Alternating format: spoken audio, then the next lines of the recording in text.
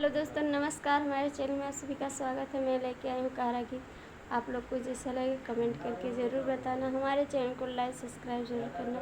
दोस्तों, हमारा वीडियो नहीं चल रहा है, आप लोग सपोर्ट करिए प्लीज़। दोस्तों, आमवा महुआ की झूमे डरिया, तनी तका हो बला मवा हमार ओरिया, तनी तका हो बला मवा हमार ओरिया।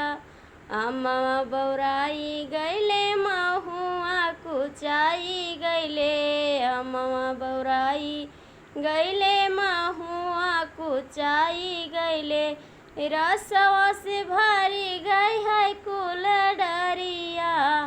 हाँ जी, रसवा से भरी गई है कुल डरिया, तनी तका हो बला मवा हमार ओरिया, तनी तका हो बला मवा हमार ओरिया।